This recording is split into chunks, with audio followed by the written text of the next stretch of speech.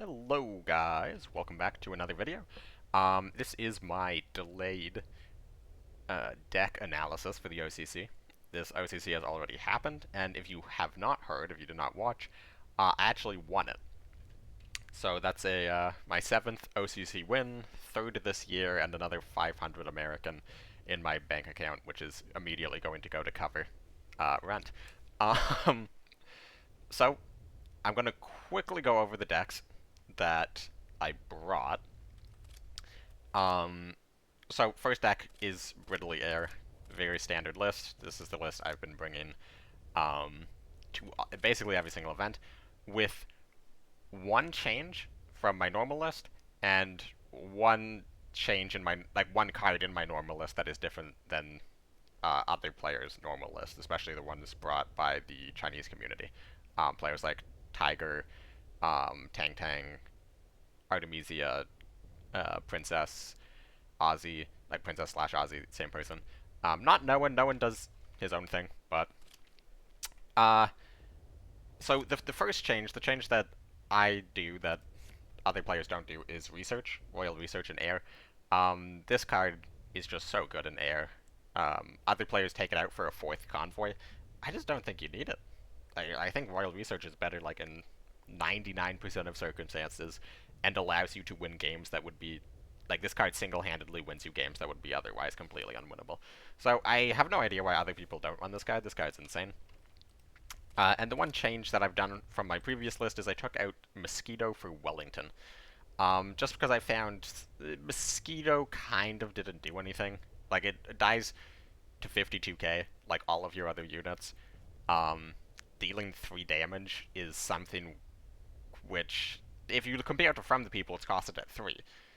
So you're paying 3 credits for a 4/4 play and draw a card, technically, because it's 2 card effects in one. However, with like Red Dawn and Air Superiority, and Sea Patrol, which is almost always discounted to 0, dealing 3 damage is really costed at 1. So would you run a 5 cost 4/4 draw a card plane? Probably not. That's kind of like an FW, or like a Yak. Whereas Wellington, if you can get this down to 0, it's basically just a free bump onto the size of Empire strikes. And you don't run a ton of bombers in this deck, so just getting one other bomber in your deck makes like 3-4 damage Empire strikes just a little bit more easy to achieve. It can go face through guards, which is really important with the rise of popularity of the 7th Alpini. So many times decks will just like be at 5 health, 6 health, and they slam 7th Alpini. And then you just entirely rely on Wellington to get through it. I love this card. Obviously, there's times where that 3 operation cost gets really annoying, and this is stuck in your hand at like 5 credits, and you want to buff it, but to buff it, the buff comes out after you play it, so you're not discounting the cost of the card to play it. And it can get kind of clunky then. However, you can discount this like even twice. This card's really good. So yeah, I was briefly considering just doing triple control, trying to target air like I did in September, where I targeted air and self damage. That did not work out. If you remember, I lost 2-0 to Birdo. So the decks that I was looking at, especially when I started thinking about just, I want to target air again. I know everyone's going to bring air, and lo and behold, everybody brought air. I was thinking about Germany, Italy, which is what I brought before. A Soviet control deck. I didn't know exactly which one, but a Soviet control deck, and I did bring a Soviet control deck before. And I was thinking about US France unitless. And not necessarily because I think it was the best deck ever, but just this is a deck which I came up with at a competitive level. Like, I didn't come up with the deck. I got inspiration from an opponent, a random opponent I played on ladder. I don't even remember their name. I've never seen them before. Never seen them since. But I was inspired by this deck. A lot of decks that I make, and a lot of decks that a lot of people make, is you just sort of see somebody playing something that's like, something clicks in your mind where you're like, if this was built better or piloted better, this could be really good. So I recognize the potential in this deck. I played it in the Open qualifiers in the last Open, the one that I won. Played this some in qualifiers. I didn't end up bringing it to the play-ins, which was a good call because this deck basically can't beat Jagro, and there's a lot of Jagro. So I wanted to bring this deck. One, it's very fun and interesting. Two, it kind of doesn't give people a hard read on what I'm going to bring to World Championships, because, spoiler alert, I'm probably not going to bring this deck to World Championships. I'm going to bring something more reliable. Three, I wanted, like, my name associated with this deck, because like I'd seen other people had started to copy the deck and find some success with it. So I didn't want like someone else to bring this deck to a tournament and then that deck becomes known as their deck. Um, it is very annoying when you make a deck and it just becomes associated with another player, um, or it just doesn't become associated with you. Like for example, the Feigned Retreat Jagro deck that everyone knows and loves. I was the one who invented that deck. Like, that deck did not exist. I started playing it. I was the only one. And slowly but surely, like, every single other competitive player started copying my exact deck list. And then that dispersed through the community. And now the Feigned Retreat Jagro list is the list I came up with, like, 2 years ago. And it's just called the Jagro list. So, yeah, I have a chip on my shoulder about that, if you can't tell. But anyways, I did just want to bring this deck, try it out. It's a ton of fun to play. I would recommend it if you take the game somewhat more casually, because you're not going to find tons of success with this on ladder. You, again, basically can't beat Jagro. And there's a bit of a learning curve to this deck. And essentially, the point of this deck is you remove every single threat, and against a deck that has a lot of healing, like a deck like Germany-Italy, typically you want to just run them out of cards. You will run more removal than they run threats. You have the Counter-Strike Air Defense to respond to cards like Comet, which sometimes can just, like, burst you or do constant damage that would otherwise be able to beat a deck that just turtles like this. You have a ton of healing to get out of range of OTKs. You have some disruption with Liberations just to, like, mill a couple cards if they're looking for specific combo pieces.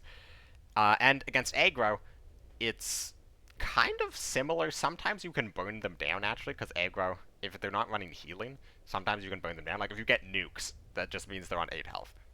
And you run 2 Hellcats, you run 4 Gunships, which can go face, you run 2 Cross of Lorraines, which can go face, you have Batteries, which can deal damage face, Strategic Bombing does damage face. If they're playing resistances from their hand, they might be dealing damage to themselves. So basically, like, it can be a burn deck, but it's not burn as a sole win condition. So if you're against, for example, air, a typical way that you actually beat air is just they run out of every single airplane in their deck and you're not dead yet. And then they have no cards in their deck and you have like 3 or 4 and you win on fatigue. Because the other thing is, this deck's almost the deck's only card draw. You can go for Penicillin on research if you're very desperate. Typically you want to go for nukes. Call to the Colonies if you don't have Phony War in hand, and your health total is fine. Although you'll more often than not use the heal 8.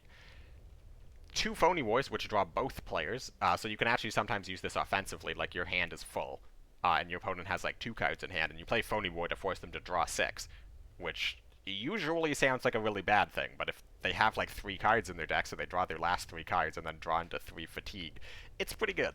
And then, yeah, that is actually just all the draw in the deck. So it's very easy to basically control. Like, if you wanted, you could play every card in your deck without ever drawing a card.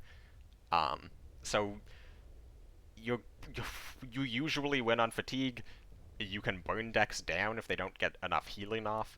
And you can just wait out almost every single deck in the game, because you run more removal than they run units. This is a deck where I would recommend watching me play it. It's a ton of fun to play. You'll understand what I mean by just its playstyle. The reason it doesn't run a ton of units is, one, units with removal are typically expensive, and the curve of this deck is intended to just be able to try to... You can play any card, almost any card in your hand by like turn 4, because you just want to be able to remove. You don't want like specific removals for these credit slots. 2, removal can be targeted by really annoying cards. So in some cases, it just lets them play a card from their hand. Like, for example, Lion for a Day can be used to kill an Avenger or a B-17. And if you don't play those, that card is stuck in their hand. It just means that they have one less card in hand. Or, like, card slot in hand. Like, if they're you have a 9-card hand. If 2 of those cards are Lion for a Days, and there's not a single card in my deck that's ever going to trigger Lion for a Day, it basically just means you have a 7-card hand, which is pretty good, especially when there's cards like Liberation, which fills the hand. If I don't want them to draw with Phony War, it means they have cards stuck in hand which stop them from dumping their hand for Phony War. It means Defend in Depth, steal more damage. It means Cross of Lorraine's are cheaper. Just a lot of really fun, interesting synergies that all kind of work together into this deck. And I became pretty convinced that I wanted to bring this deck very early on. I did some testing. Not quite as good into air as I originally thought. I still think it's favorite into air. And this is something that the casters were like... Some of the casters seemed to think that this deck like could not beat air. It went 1-1 into air in the tournament, I believe. Possibly 2-1. Or 1-2. I think this deck is just good into air. I think it's maybe like 60-40, and 60-40 into Bridley Air is good, because Bridley Air is a deck that's just absolutely ludicrously insane.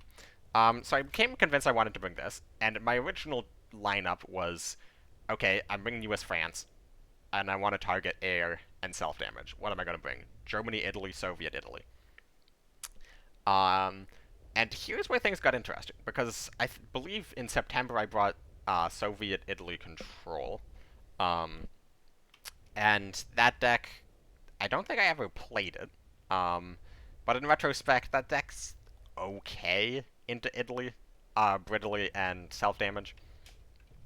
And if you follow this channel a lot, you'll remember that I did the Throwback Thursday for Soviet Japan self-damage, this deck right here. And I started playing around with this deck. I was like, maybe this deck feels just really good. Like, I'm just using the original deck list, and it feels pretty good. So I decided, like, okay, maybe Soviet Japan is underrated. Like, maybe we're just sleeping on Soviet Japan. So I started throwing the cards into the deck. It looked something like this. And it was getting some pretty good success. Like, it felt good. Didn't feel quite as good into air as I wanted it to. So I started changing some cards around here and there, and I got to the point where I went down to 2 Japan cards in the deck. It was just Takasaki's. And I was like, well, Takasaki's good, but I don't think Takasaki's good enough to justify running Japan ally over other allies. So I'm like, okay, Soviet Japan might be dead. But there's some very interesting cards and ideas I can take from this, one of which was the Second Rifles, which you saw I actually ended up bringing to OCC. The Second Rifles, that was entirely because of the Throwback Thursday deck and I was playing, and I realized, like, Second Rifles is not as bad of a card as I expected. Like, I was kind of expecting to just feel antiquated. Sort of like a weird Baluka regiment. But, no, it worked really well. So I was like trying Second Rifles in these decks instead of T60s. So I switched back to Soviet Italy, but with a very different design, like a much lower curve, a ton of early game. Like I was doing triple mobile defense, triple 845th, triple Second Rifles, and double 5-year plan. Just like a really low curve, sort of like dump your hand with defensive cards. Like triple Red Dawn, just defensively. And that was okay. Like, again, like, I'm talking, like, this is a deck that could, like, easily be tier 2. Like, this is a deck that you could find a ton of success with on ladder. But it's not quite where I wanted it to be. It still could struggle against air. And the point was, I wanted it to be, like, foolproof against air. But something I noticed building both Soviet Japan and that, like, very, very weird version of the Soviet Italy deck is I was not running out of cards as quickly as I was expecting. Because typically in Soviet Control, you just sort of run out of cards because you lack good card draw. But I was just noticing I wasn't needing to play 5-year plans to draw cards. Like, I just had game over game over game where I had 5-year plan in hand, but my hand was at like 7 cards, 6 cards, 8 cards even. Or even like 5 cards, but all the 4 of the 5 cards in my hand are really good and expensive, and I don't really want or need to play 5-year plan.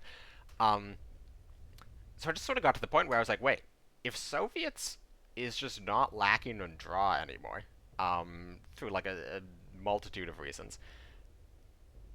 What about Soviet Germany? Because Soviet Germany, typically the reason, like, people have played this deck before, just hard anti-aggro, um, is it doesn't lack card draw. So oftentimes you would just lose to air because, like, sure, you kill every card they play for, like, the first 6 turns, and then the largest card in your deck is a KV, and then they play Lend-Lease and outdraw you. Um, so I started tinkering around with Soviet Germany, and it ended up working absolutely insane. And this is the deck I ended up bringing as my third deck to OCC. Um, 3 Sudden Strikes, 2 Flampanzers, 2 Rootouts, 2 Wolfpacks, 2 Annihilations. The discard package is just particularly good into air because it sort of goes after the reason they beat a lot of control decks, which is after you respond to their early aggression, they just outdraw you because they have the most efficient draw in the entire game. Um, one of JU, just because I was at 11 German cards, running 2 Yaks, and I figured JU was slightly better than Yak. Uh, and yeah, other than that, it's just good early game anti-aggro early game cards. A fun synergy that I really enjoyed with this deck is 2 Scorched Earths. I think this is just really good. I think this is one of the most broken cards in the game. Like, I genuinely think this card needs to be changed. It's too strong. And just because people don't have, like, a meta-breaking deck that currently abuses this does not mean this card is not one of the best cards in the game. This card is nuts. But it has a really fun synergy with By the Sword, where, like, they play out 2 or 3 units, you play Scorched, and then they're like, okay, well, these units are useless, I'm gonna play out 2 or 3 more units, and then By the Sword just gets really good. So I ended up actually just taking out 5-year plan altogether, because this deck can struggle on healing. Your only heal cards are 845ths and Engineer Battalion. And then, yeah, I just threw in some value cards. I have ISU and Winter Warfare for an extra board clear, Winter Offensive with the Rootouts for more board clears, 272nd because this card's insane. And then 2 Partisans with 1 red banner. And this deck just works so well. Like, I genuinely think this is one of the most successful control decks I've come up with in probably all year. This card is just, this deck is just absolutely beautiful. It went 3-1 in the OCC. Which we will get into later, or potentially in a different video. This deck is just beautiful. Now, you might be wondering at this point, I did say I was thinking about Germany, Italy. Why didn't I bring Germany, Italy? I was practicing with Berto. We were practicing, like, dozens and dozens of games, earlier this month. And I kept, like, trying to refine my decks against air. So I had him play air, like, against me dozens and dozens of games. And, like, no matter how much I was, like, putting my decks together to counter air as the purpose, I kept just losing to him. Because at the end of the day, like, even if you can get, like, a 75% win rate against air on ladder, in the hands of a good player, air is going to probably have an above 50% win rate against almost any deck in the game. It's just simple as that. Like, the skill cap in air, you might like to believe that it's not there, but it is there. Air in the hands of somebody who knows what they're doing is just going to crush counter decks almost as easily as they crush other decks. And that's what I just, like, after losing to air so much, I was like, I would just genuinely be insane not to bring air to this tournament. Like, I didn't bring air to the tournament last month. I was the only person not to bring Bridley air. And, like, I brought it this time and it was banned in the quarterfinals and the semifinals, so I didn't even play it. But I actually think it was a mistake for them to ban that deck both times. So, like, it just even works out just because of that. Like, I didn't even have to play the deck. I only played the deck 1 game and it won. And the other 2 times, it made my opponents make mistakes in the ban phase just because they're so scared of this deck. So I just came like, okay, I want to bring US France, I want to bring air. So I'm just going to bring Italy, like, that's the tried and tested control. And this is my Italy deck that I was looking at. It's basically the same as the one I brought to the September OCC. And I think it's good. I genuinely think it's good. I think it's probably better than the Italy decks we saw in the OCC. However, I just found the Soviet deck was better. Like, believe it or not, that's actually why the deck is named Better Than Italy, question mark, is I was just sort of thinking about the deck in my head. I was doing what was it? I think I was, like, out getting groceries. It was like a 40-minute walk there, 40-minute walk back, getting groceries, and I was just sort of thinking about cards in my head, as one does when they're addicted to this game. And I was just thinking, like, wait, what if you put in this card, this card, and this card? And I was like, is this better than Germany, Italy? And I had this idea in my head, and like I was busy all day, and I couldn't go sit there and make the deck, but I had it just floating around in my head. So I finally make the deck. I just name it, is this better than Germany, Italy? And I put the deck together, and I tested it against Bodo, and with a handful of other changes, it just was. Um, and I do specifically mean it's better than Germany, Italy into air. It's better than Germany, Italy into self-damage. I don't mean it's a better deck all around. I do believe it is. However, it does lose out really hard in certain control mirrors. Like, this deck will lose to Germany, Italy. That doesn't mean it's worse than Germany, Italy. Like, for example, hyper turbo like OTK ramp is probably going to beat Germany, Italy. It does not mean the deck's better than Germany, Italy. So yeah, that is how I made the lineup decisions. Um, and my ban strategy for this entire event was just, I'm bringing US France, I need to ban Jaggro. If Jaggro shows up, that is an instant ban, no questions asked, no matter what their other decks are. Feigned Retreat Jaggro will be banned 100% of the time. Um, and then after that, I was like, if they don't have it, what would be like a typical lineup? So like the five most popular decks, are Air, Germany, Italy, Jaggro, US German midrange, and self damage. And I hard targeted self damage and Air. So I was like, if they have self damage, Air, and anything else, I'll ban whatever the other deck is. Like, it doesn't matter if it's ramp or mid range or aggro, I will ban that deck. And just play against air and self damage because that's what I'm tested against. And in the first round, I ended up having to ban Jaggro. My opponent brought Jaggro, US midrange, air. And US midrange is a pretty good matchup into the US France deck. It is favored. It's terrible into the Soviet deck, and it's not great into air. And then in the semifinals, I was presented with